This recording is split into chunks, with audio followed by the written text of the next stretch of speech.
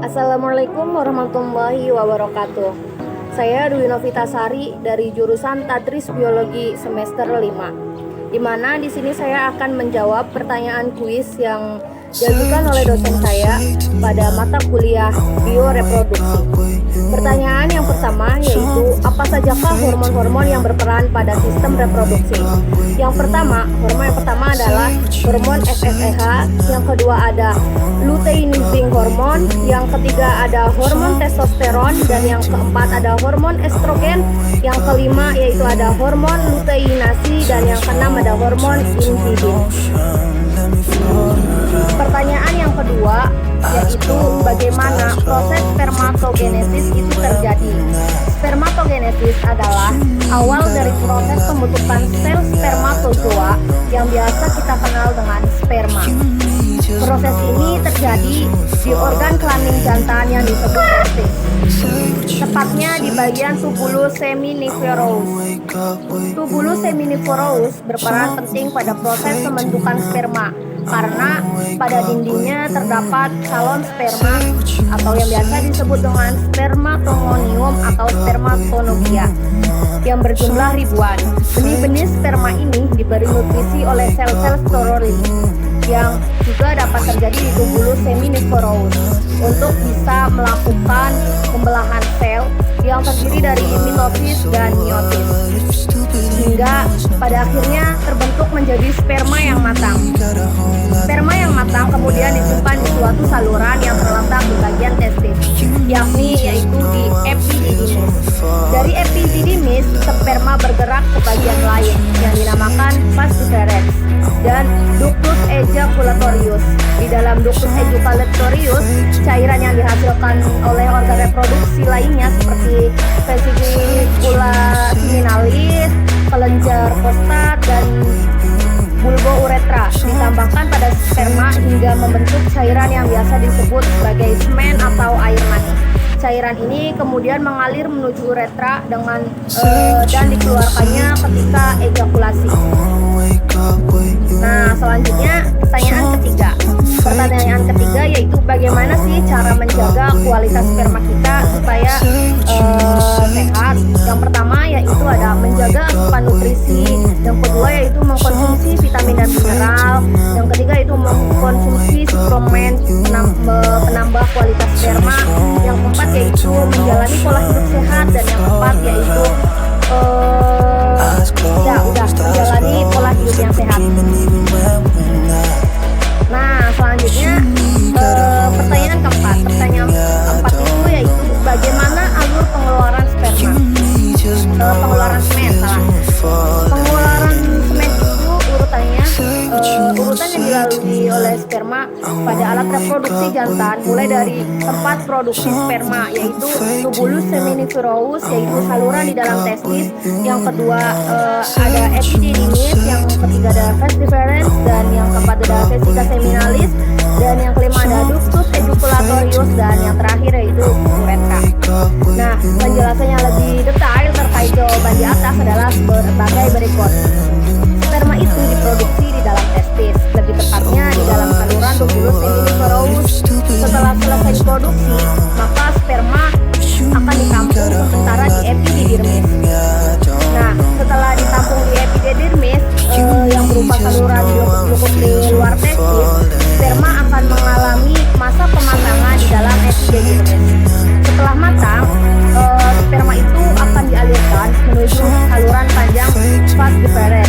Nah, setelah nyampe di vas deferens ini akan mengalirkan sperma menuju vesica seminalis. Nah, dan di dalam vesica seminalis ini sperma akan disimpan dan ditampung serta akan diberi nutrisi yang dihasilkan oleh vesica seminalis, yaitu berupa cairan semen. Nah, setelah vesica seminalis itu penuh, maka sperma beserta cairan semen akan dikeluarkan melalui ductus ejaculatoris yang akan membuat pengeluaran sperma menjadi sebuah cairan luncuran yang lebih kuat. Nah, setelah itu sperma beserta cairan semen akan melalui uretra yang panjang. Nah, sepanjang perjalanan itu sperma sperma di uretra itu, maka sperma akan mendapatkan cairan nutrisi tambahan dari kelenjar prostat serta mendapatkan cairan yang bersifat basa dari kelenjar prostat serta kelenjar Cowper yang berfungsi untuk menetralkan keasaman pada organ reproduksi wanita nantinya. Nah, kelenjar Cowper juga akan mengeluarkan cairan pelicin yang akan membantu sperma dalam gerakan meluncurnya. Pertanyaan yang terakhir yaitu, apa saja sih gangguan pada sistem reproduksi pria? Gangguan pada sistem reproduksi pria diantaranya yaitu hernia inguinal. Hernia inguinal ini adalah kondisi yang terjadi pada alat reproduksi pria ketika dinding perut di bagian bawah melemah sehingga usus turun sekantung testis atau bagian samping penis yang menyebabkan testis terlihat lebih besar. Benjolan tersebut muncul ketika beraktivitas seperti mengangkat-angkat beban berat, namun umumnya ketika posisi terlentang kembali normal. Penyakit gangguan pada sistem reproduksi pria yang kedua yaitu ada hidrokel. Hidrokel ini yaitu penyakit pada alat reproduksi pria di mana kondisi kantong testisnya ini dipenuhi dengan cairan yang mengelilinginya. Biasanya hidrokel ini tidak terlalu membahayakan testis. Jika kamu mendapatkan bagian testis mengalami pembengkakan, segeralah periksa ke dokter, terutama bila terjadi secara tiba-tiba disertai dengan nyeri. Segera konsultasikan kepada dokter karena itu adalah gangguan pada sistem reproduksi. Yang gangguan pada sistem reproduksi pria yang ketiga yaitu balanitis, di mana penyakit pada alat reproduksi pria lainnya adalah balanitis. Balanitis ini adalah kondisi iritasi atau peradangan yang terjadi pada bagian ujung penis atau yang biasa disebut dengan kepala penis. Kondisi medis seringnya diderita oleh laki-laki yang penisnya tidak disunat. Gejala dari balanitis ini adalah pembengkakan dan kemerahan pada kulup. Kulup itu yaitu bagian kulit ujung penis yang tidak disunat. Nah, kulup yang kulupnya itu menjadi mengencang serta keluarnya cairan dari kepala penis. Nah, hal lainnya bagi penderita balanitis mungkin juga merasakan sakit dan gatal di area penis karena serta sulit penisnya menjadi sensitif. Yang keempat yaitu kanker testis. Testis adalah salah satu organ penting dalam sistem reproduksi pria yang terletak di bagian bawah penis. Testis ini berfungsi sebagai penghasil hormon testosteron serta tempat produksi sel sperma yang berfungsi dalam kesuburan. Kanker testis adalah kanker yang jarang terjadi dan cenderung mempengaruhi pria berusia antara 15 sampai 35 tahun. Gejala kanker testis ini yang paling sering ditemukan adalah pembengkakan atau benjolan yang tidak nyeri di salah satu testis atau perubahan bentuk atau tekstur buah hidakan. Selanjutnya yaitu adalah pembengkakan skorotum. Nah, skorotum itu adalah kantong kulit yang berisi testis. Bentuknya mengantung di belakang di bawah penis. Struktur itu juga mengandung saraf dan pembuluh darah. Organ ini berperan sebagai pengontrol suhu testis.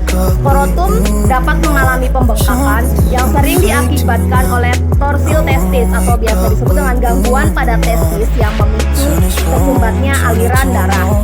Selain itu, pembengkakan skrotum juga bisa dipicu oleh peradangan dan pertumbuhan yang tidak normal di dalam skrotum.